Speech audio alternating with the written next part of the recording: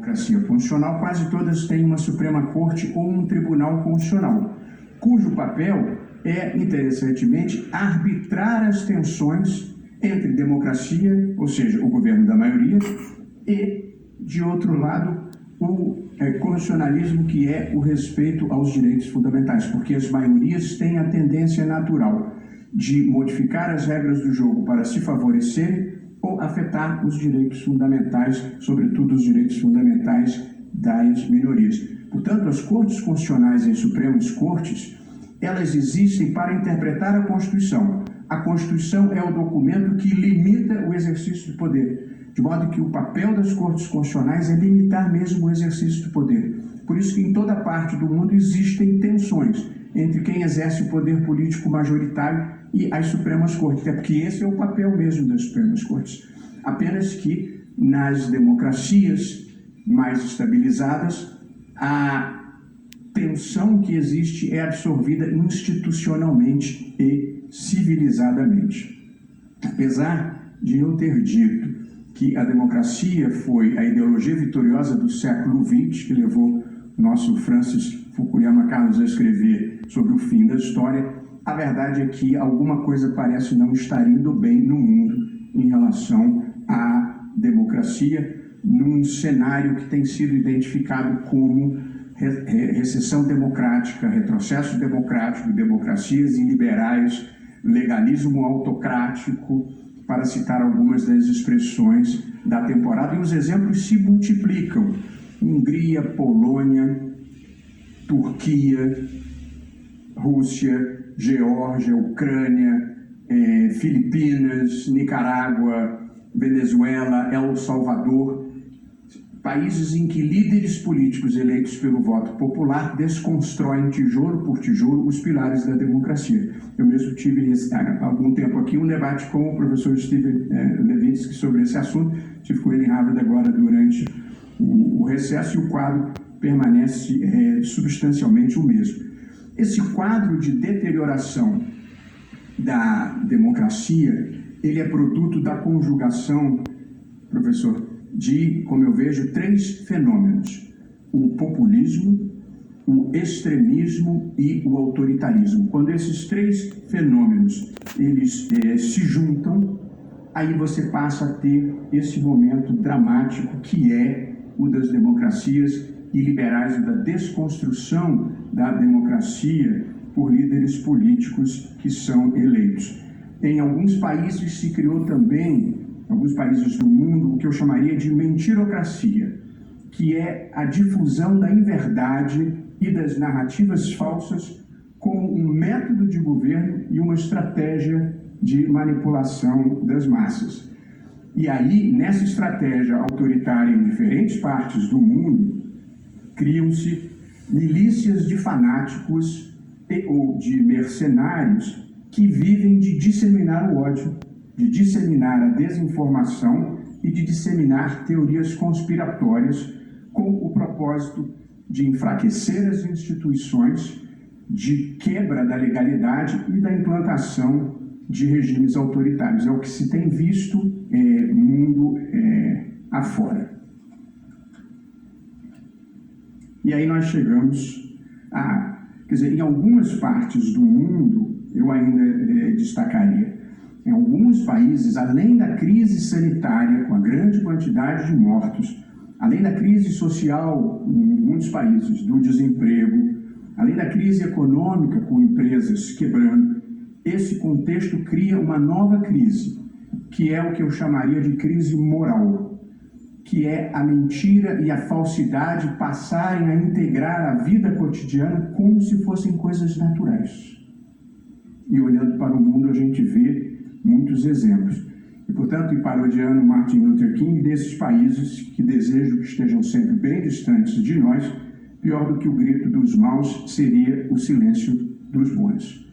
E chegando à terceira parte, que é a da governabilidade, eu diria que, se houvesse tempo, eu gostaria de falar um pouco sobre a questão de governabilidade relativamente ao Legislativo. O Tribunal Superior Eleitoral tem uma posição oficial pelo sistema distrital misto e de alguma crítica ao sistema proporcional em lista aberta e uma visão duramente crítica do distritão, que nós achamos que vai encarecer as eleições, vai enfraquecer os partidos e vai dizimar a representação das minorias políticas. Portanto, temos uma visão crítica relativamente ao distritão.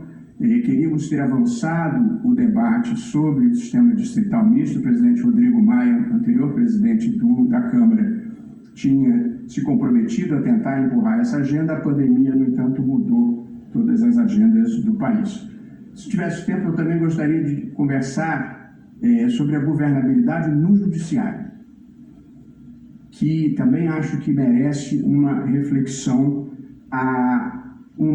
No Brasil, nós precisamos equacionar esse fenômeno da judicialização. Nós vivemos uma ampla judicialização qualitativa. Todas as questões importantes acabam no Supremo, mas pior do que acabam, às vezes elas começam no Supremo. Porque é fácil chegar ao Supremo por ação direta, todos os partidos políticos têm acesso, todas as entidades de classe de âmbito nacional têm acesso, todas as confederações sindicais, portanto, quase tudo chega logo no começo do debate ao Supremo. E, portanto, o Supremo acaba tendo o protagonismo de ter que se manifestar sobre grandes questões nacionais, econômicas, políticas, sociais, éticas. Quase sempre ele se manifesta e, às vezes, ele tem que se manifestar logo no começo e não propriamente no final. Além da judicialização quantitativa, o Brasil tem mais de 80 milhões de processos. Estatisticamente, é como se 1 em cada 2 adultos estivesse litigando em juízo, o que é um recorde mundial que também merece um equacionamento. Em algum momento nós vamos ter que viver uma desjudicialização da vida no Brasil, porque não há estrutura que dê conta, e por isso mesmo nós temos um processo judicial extremamente moroso e insatisfatório que nós precisamos equacionar. Porém, e para chegar ao ponto central da nossa conversa, nós vamos falar sobre a governabilidade no Executivo, que já foi o objeto da palestra do professor e ex-presidente Fernando Henrique, do professor e ex-presidente Michel Temer, e agora das observações do ministro Gilmar Mendes. Mas eu não quis deixar de falar um pouco sobre o futuro e de falar um pouco sobre o momento da democracia no mundo em geral, em que todos os países estão procurando equacionar as dificuldades desta ascensão do populismo, que tem causas políticas, causas econômicas e causas culturais, identitárias. Eu acho que era bom fazer um brevíssimo parênteses sobre isso. Nas últimas décadas, o pensamento progressista conseguiu muitas vitórias nesse ideário que eu diria multicultural, cosmopolita e igualitário que reúne boa parte das pessoas que estão aqui, que foi a agenda da ascensão das mulheres, a agenda das ações afirmativas para negros, a agenda do reconhecimento de que as pessoas da comunidade LGBTI merecem igual respeito e consideração, do reconhecimento dos direitos das populações nativas, das preocupações de natureza ambiental. Essa foi uma agenda que, felizmente, avançou muito no mundo. E parte do que nós vivemos é uma reação das pessoas que se sentiram marginalizadas nesse processo, que acharam que perderam a hegemonia que tinham. Porque, na verdade, o pensamento progressista venceu, mas nem sempre convenceu essas pessoas de que essas ideias não são ideias do pensamento progressista. Essa é a causa da humanidade, que todas as pessoas sejam tratadas com igual respeito e consideração, independentemente de gênero, de raça, de religião ou da sua orientação sexual. Mas esse é um ponto que é interessante, às vezes passa despercebido. O avanço da agenda progressista criou uma certa quantidade, que eu espero que esteja decrescente, de ressentidos contra o avanço da causa da humanidade. Na verdade, precisávamos ter convencido de que essas não são causas progressistas, são as causas da humanidade. E, por fim, chegamos à questão que nos reúne aqui, que é o debate que eu considero igualmente importante da mudança do sistema de governo para um sistema semipresidencial. Eu escrevi sobre isso, defendendo essa ideia, em 2006. Publiquei um longo trabalho com essa proposta e com a proposta de distrital misto e com a proposta de cláusula de barreira. Isso lá atrás, e a cláusula de barreira acabou sendo, inclusive, derrubada. Quais são os males que nós gostaríamos de enfrentar com essa mudança do sistema de governo? O hiperpresidencialismo latino-americano, que nós sempre praticamos, é uma usina de problemas institucionais desde sempre. E se eu tivesse tempo, eu leria aqui o levantamento das crises institucionais da América Latina dos últimos 20 anos. Na Venezuela, na Colômbia, no Equador, no Chile, em El Salvador, na Nicarágua, em Honduras, na Argentina, em toda parte, o hiperpresidencialismo é uma usina de problemas. É claro que ele não é a única causa, mas é uma das causas, porque ou você tem a tentação totalitária, ou você tem os presidentes reféns de um presidente fraco reféns de um fisiologismo que impede o avanço da agenda do interesse público, porque o fisiologismo é, em última análise, a apropriação do Estado, a apropriação privada do Estado por elites extrativistas. E, portanto, em vez de adotar as políticas públicas de interesse geral, você tem que adotar as políticas públicas do grupo que tomou conta do poder, tornando o presidente refém. E, em segundo lugar, o presidente Michel Temer destacou esse ponto, e foi um dos atores desse processo, é que o impeachment é sempre um processo traumático. Em qualquer lugar do mundo, o impeachment é um processo traumático. Na América Latina tem sido, no Brasil nós já tivemos 2 experiências dessa ordem. Por quê? Porque o sistema presidencialista puro, ele não tem um mecanismo de substituição do governante por perda de sustentação política. E, consequentemente, você fica com governos em crise prolongada, sem uma alternativa institucional para encerrá-lo. Por isso é que eu escrevi em 2006, Carlos, e propunha o semipresidencialismo para 2014. Teríamos poupado de um bocado de problemas, devo dizer.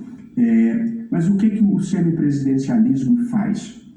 Ele, na verdade, é um modelo presidencialista e atenuado. Mantém-se a eleição direta para presidente da República, que no Brasil seria impensável não termos, porque esse é o símbolo da redemocratização brasileira. Eu estou marcando tempo aqui, vou terminar. Esse é o símbolo da redemocratização brasileira. Portanto, o presidente é eleito com a sua carga própria de legitimidade. O que nós que colocamos essa ideia na mesa, porque acho que ela tem que ser levada ao debate público, não pode ser uma imposição de cima para baixo, e muito menos pode ser para as próximas eleições. A gente tem que pensar a vida com mais largueza do que pensar apenas nas próximas eleições. A ideia é, o presidente importa-se do parlamentarismo a dualidade do executivo. E, portanto, no semipresidencialismo você tem um presidente eleito pelo voto popular, que é o chefe de Estado, com competências muito importantes. Competências de manter relações internacionais, nomear os embaixadores, nomear os ministros dos tribunais superiores e do Tribunal de Contas da União, nomear os comandantes militares, apresentar projetos de lei, eventualmente vetar projetos de lei e indicar o primeiro-ministro. Mas o primeiro-ministro, que é quem vai chefiar o governo e conduzir o fronte inóspito do enfrentamento político, este vai ser um primeiro-ministro. O chefe de governo vai ser o primeiro-ministro. E se ele perder sustentação política, você pode trocar o primeiro-ministro por um voto de desconfiança, como acontece no parlamentarismo, sem abalar a estabilidade institucional, porque essa é representada pelo presidente da República, que é eleito para um mandato.